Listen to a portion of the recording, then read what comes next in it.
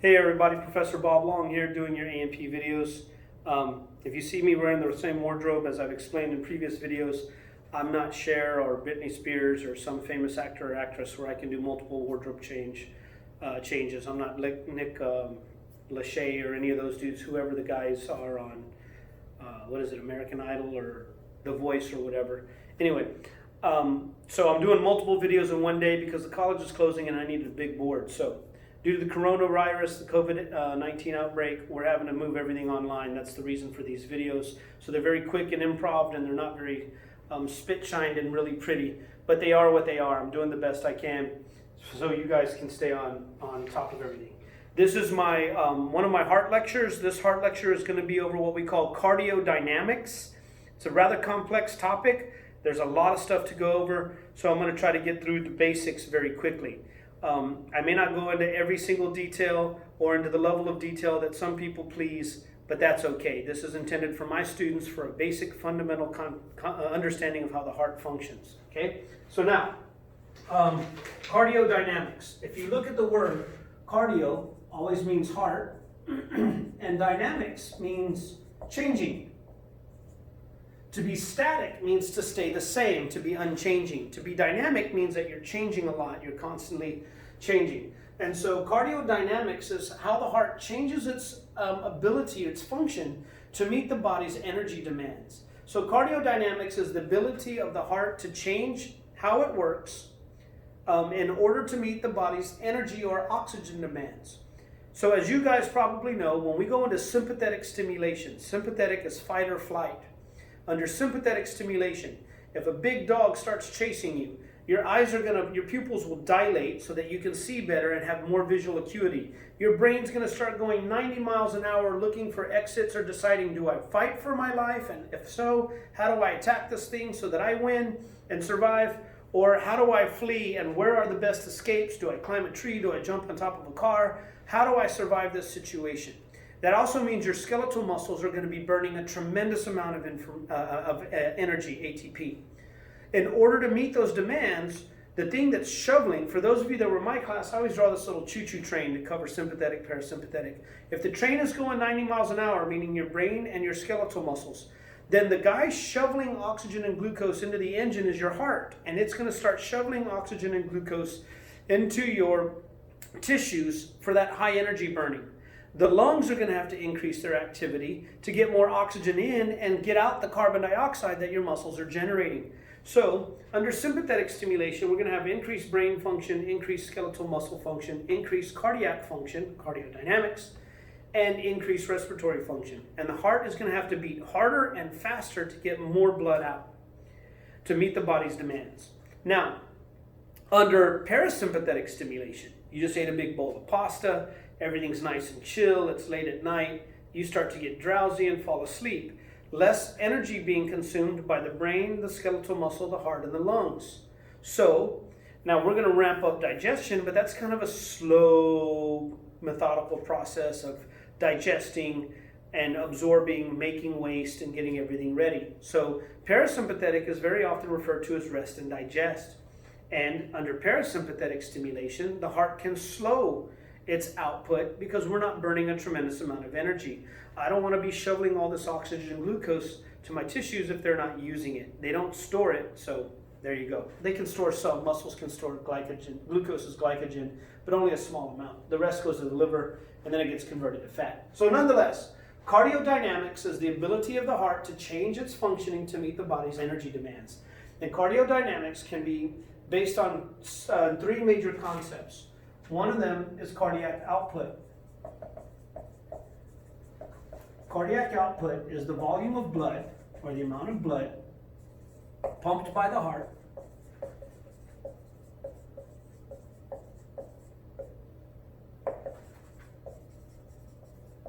over a period of time.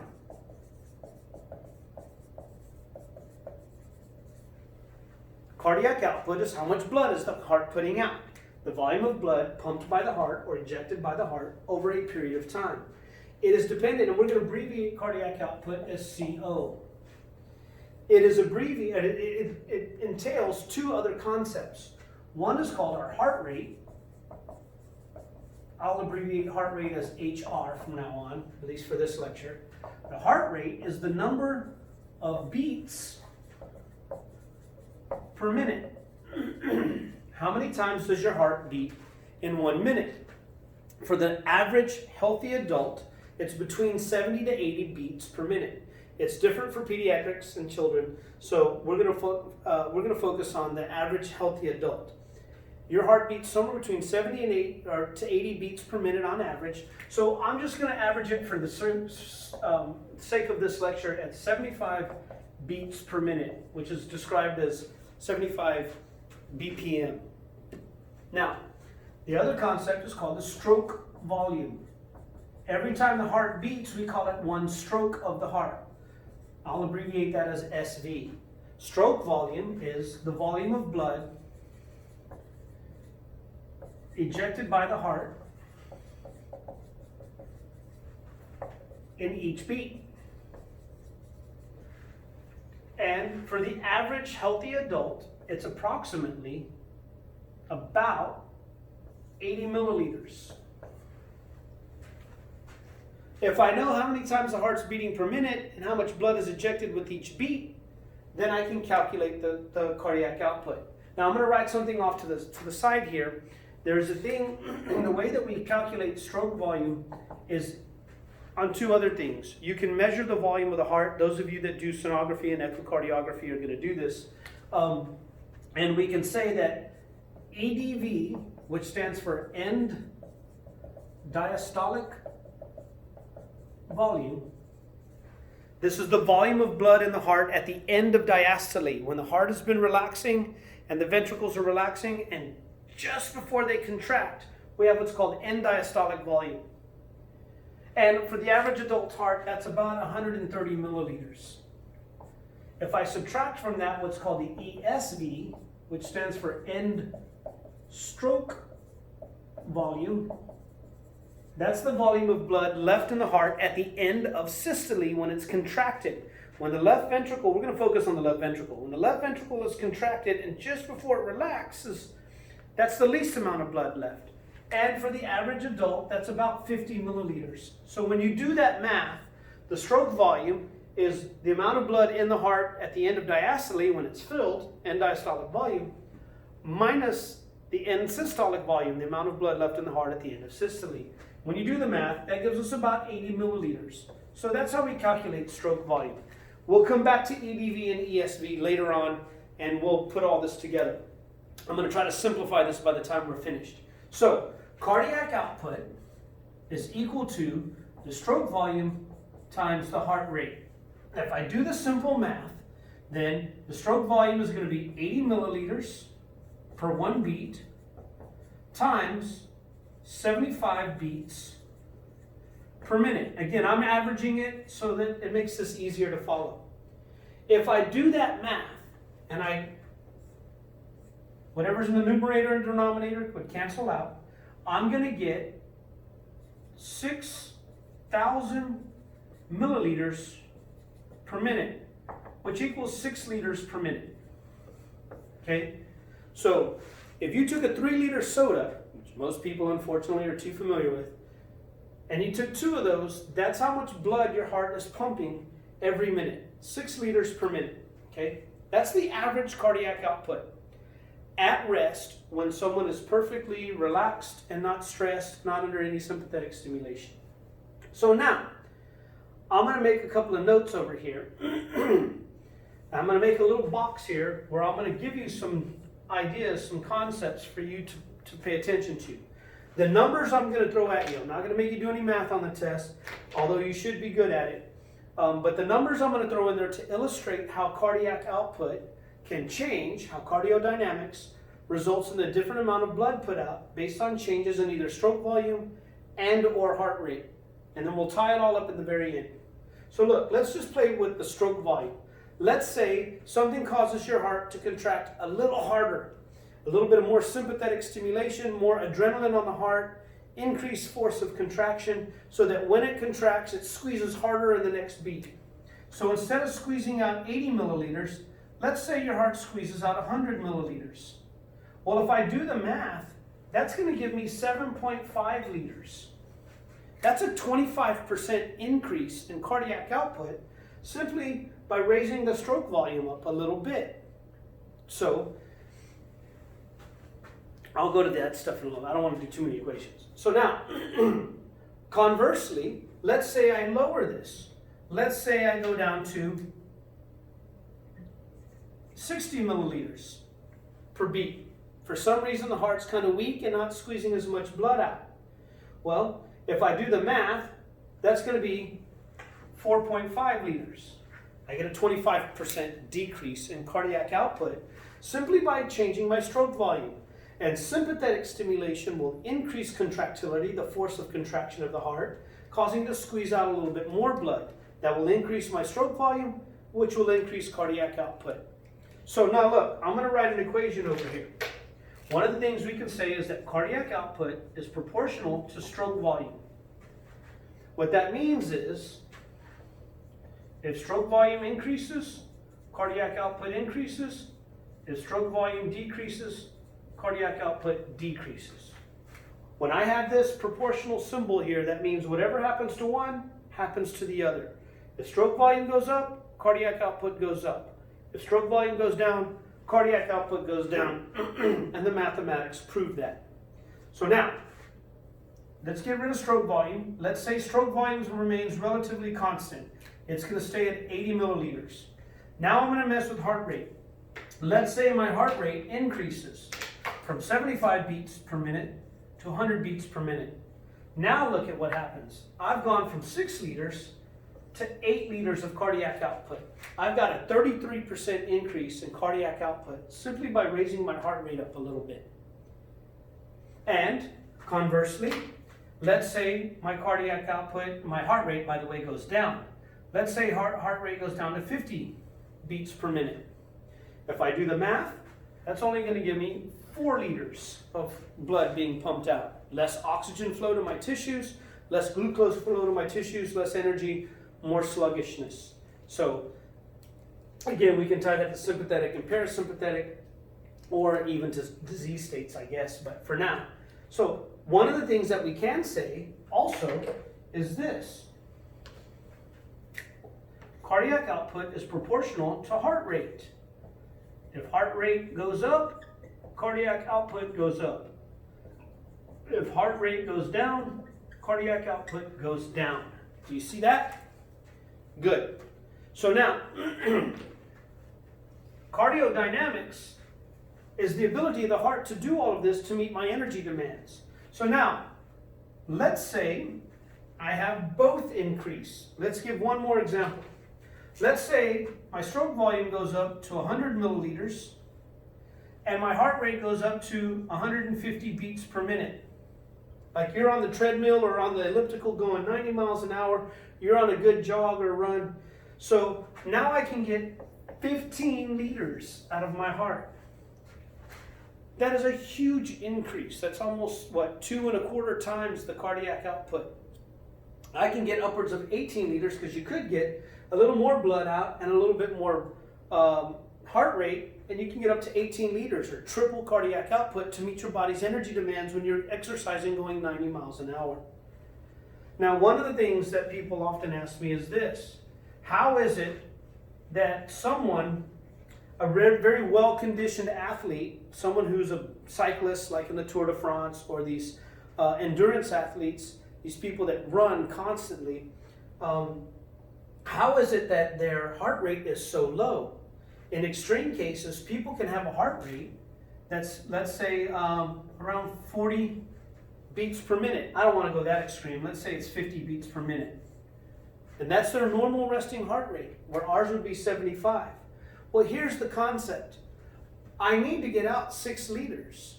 So if my heart is so strong that it's pumping out 120 milliliters per beat, one stroke, it's so well conditioned that when it contracts, it pumps more blood. Then the number of times it has to pump in order to reach this number is fewer to get my 6 liters out. So as we do sort of conditioning, long-term conditioning, endurance conditioning, the heart becomes more efficient anytime you work any muscle that gets bigger, it can move more weight in a shorter amount of time. So let's say I can only carry, I don't know, 200 pounds of stuff across the room, and I got to move 1,000 pounds. It's going to take me 5 trips. If I were to work out to where I can actually carry 250 pounds, then I only have to take 4 trips to get the same amount of stuff moved. Well, if the heart can pump more blood, it doesn't have to pump as often. That's what happens in well-conditioned athletes. Now, there's a couple of more equations that I want to throw in here, by the way. I'm going to look at EDV and ESV. So look, let's say my end diastolic volume goes up. As I'm exercising, our veins, some of our veins in the limbs run very deep, and the limbs will squeeze the veins and increase blood flow back to the heart. The vena cava get an increase, what's called venous return. If I'm returning blood to the heart faster than I can pump it out initially, then eventually I'm going to have more blood filling the ventricles as well. It'll fill the atria and fill the ventricles, and they get a little bit more stretch to them. So if I can, let's say, cram 150 milliliters in the heart, but when it contracts, there's only 50 milliliters left, I got 100 milliliters out. Now, if my end diastolic volume goes up, and stroke volume goes up, and if stroke volume goes up, cardiac output goes up. So I'm going to write one more equation here. Actually, I'm going to write 2 more, but one of them is going to be different. Okay? So, cardiac output is proportional to end diastolic volume. What that means is, if end diastolic volume increases, cardiac output increases because stroke volume increases. And if end diastolic volume decreases, cardiac output decreases because stroke volume decreases. So I have 3 equations where the exact same thing happens. Oops, let me rewrite that. Cardiac output is proportional to end diastolic volume.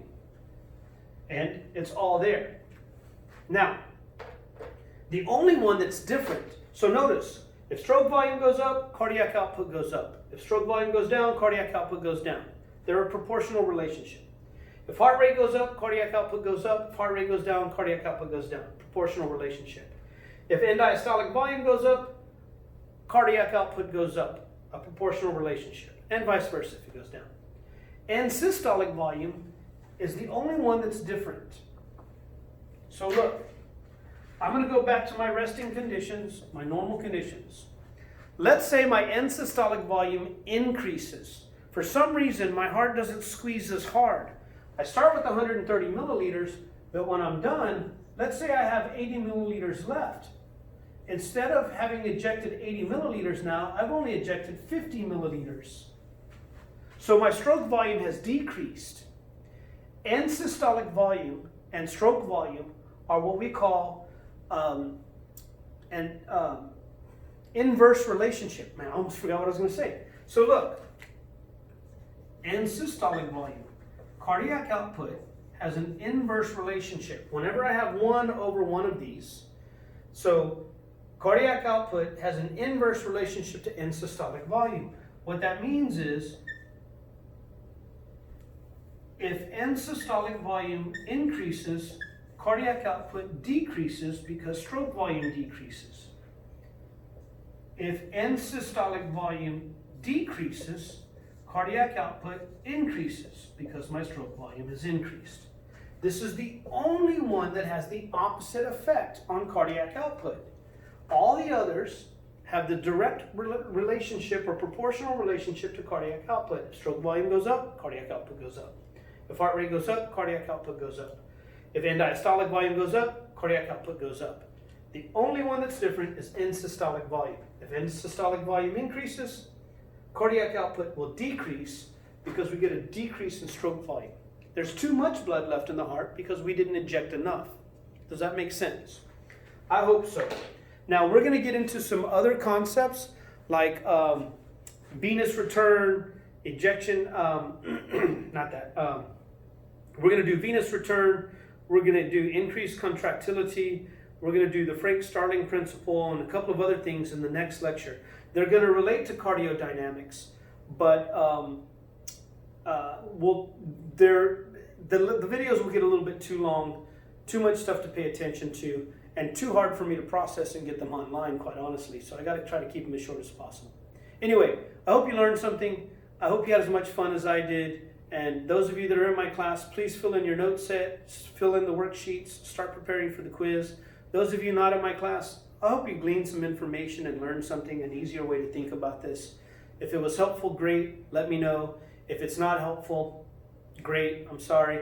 But the more people that give me some feedback, if you find these videos useful and helpful, I'm going to start trying to do these in a more professional setup with a more professional setting and more slick production. Anyway, again, hope you had some fun. See you on the flip side.